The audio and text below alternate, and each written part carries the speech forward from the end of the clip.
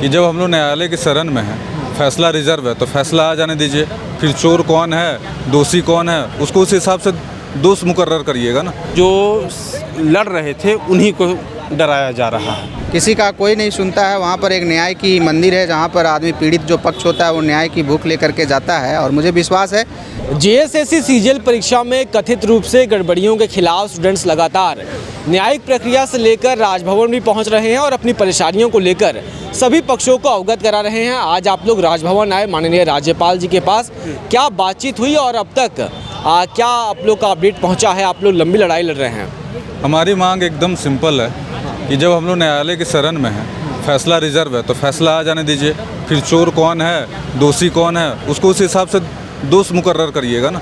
आप पहले ही जो अगवा करता है हमारे कुणाल सर, प्रकाश सर और राजेश सर बाकी लोग हैं, उनको आप सम्मन क्यों भेज रहे हैं? सीआईडी क्यों बुला रही है बार बार उनको? अब बार बार सीआईडी उनको बुला रही है। जी हाँ, और बुलाया इसलिए जा रहा है क्योंकि संतोष मस्ताना सर जो एसओ हैं उन्होंने भी एविडेंस दिया था, उनको इसी तरह बुलाया गया और डिटेन करके उनको आज जेल में डाल दिया गया। वो जेल में है? हाँ जी हाँ, बिल्कुल जेल में है। कब डाला गया जेल?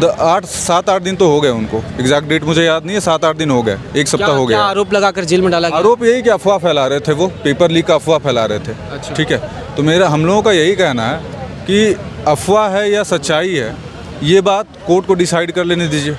उसके बाद जो भी फैसला होगा आप वो जो भी जुडिशियल मुद्दों पर तो कोई टीका टिप्पणी भी नहीं करता। हाँ, वही चीज़ है ना सर। वो अब इस चीज़ को वो एक्सटर्नली स्पीड आउट नहीं किए कि मस्ताना सर को डिटेन क्यों किए हैं। ठीक है, लेकिन हम लोग प्रयास कर रहे हैं कि उनको, चूँकि हमारे छात्र के साथ वो खड़े रहे हैं तो हम भी उनके साथ खड़े रहेंगे। तो बेसिकली टीचर्स और स्टूडेंट के साथ ऐसा व्यवहार हो रहा है क्या? और उनके अलावा नहीं, जो भी अगवा करता है केस के उनके साथ ये बेईमानी वाला खेल हो रहा है। लीड कर रहे थे, जो लड़ रहे थे उन्हीं को डराया जा रहा है। कौन कौन नाम आप बताएं? कुणाल प्रताप सिंह और प्रकाश सर।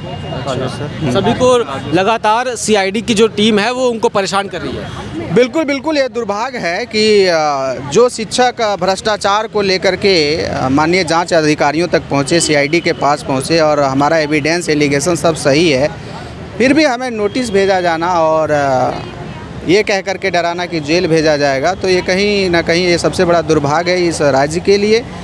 और जो आखिर कोई कारण सीआईडी बताती होगी क्यों जेल भेजा जाएगा? क्या कारण है, क्यों डरा रही है, क्या कह रही है? देखिए आप लोग होक्स फैला रहे हैं पेपर लीक का। आप खुद भी समझदार हैं कि जब न्यायालय में हम लोगों का फैसला अभी सुरक्षित है, हम लोगों जो एलिगेशन डाले थे उसके माध्यम से फैसला आना है। तो अभी आप लोग राज्यपाल महोदय से मिले, उन्होंने क्या आप लोग को आश्वासन दिया? महामहिम ने ये आश्वासन दिया है हमें कि जब तक अभी फैसला रिजर्व है, सुरक्षित है, तब तक किसी भी प्रकार से किसी को परेशान नहीं किया जाना चाहिए। फैसला आने के बाद भी यदि किसी भी प्रकार से दिक्कत होता है तो आप हमसे मिल सकते हैं, ये उन्होंने कहा है। अच्छा, आप लोग बताइए, न्यायालय में आप लोग की बहुत लंबी लड़ाई लड़ रही है, आप लोग लड़ रहे हैं, मामला रिजर्व है, अभी न्यायालय ने अब तक फैसला नहीं सुना है। क्या आप लोगों की दलीलें थे और आप लोगों को क्या संतुष्टि है कि आप लोग के फेवर में आएगा फैसला?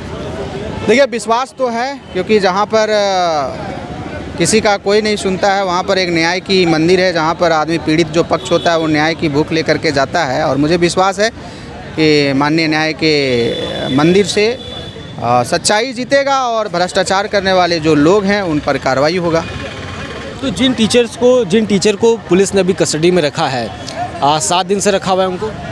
बिल्कुल, अभी एक ही शिक्षक को कस्टडी पर लिया गया है, उनका नाम संतोष कुमार मस्ताना है। वो झारखंड सरकार में प्रशाखा पदाधिकारी के पद पर वो नियुक्त भी हैं, पदस्थापित हैं, लेकिन उनको पास जो भी एविडेंसेस आए थे, जो एविडेंस भेजने वाले जो विद्यार्थी थे, उन्होंने कह दिया कि हम इनको गैस क्वेश्चन के आधार पर इनको आंसर भेजे थे, और जो अभ्यर्थी भेजे हैं ऑलरेडी सेलेक्ट हैं और डीबी भी करवा लिए हैं, और ये पूरी चांस है कि वो अपना शायद बयान चेंज भी कर सकते हैं और किए हैं, इस प्रकार से लगता है, और इसी आधार पर उनकी अरेस्टिंग हुई है।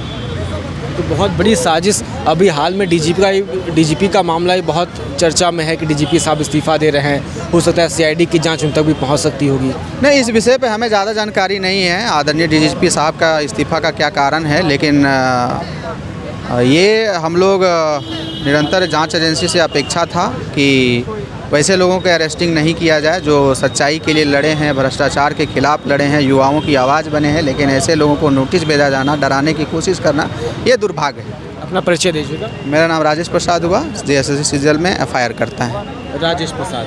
तो देखिए राजेश प्रसाद जी हैं जो कि इस पूरे कांड में इन्होंने ही FIR किया था और साफ तौर से इनका ये आरोप है कि CID की टीम लगातार उन अगवा लोगों को परेशान कर रही है, कस्टडी में ले रही है, जो लोग इस केस में आगे बढ़ चढ़कर सहयोग कर रहे थे, जांच एजेंसियों के सामने तमाम जो तथ्य है वे रख रहे थे। देखना होगा राज्यपाल इस पूरे मामले पर उनकी ओर से भी आश्वासन दिया गया है। हालांकि कुछ ही दिनों में कहा जा सके तो न्यायालय भी अपना फैसला सुना सकता है।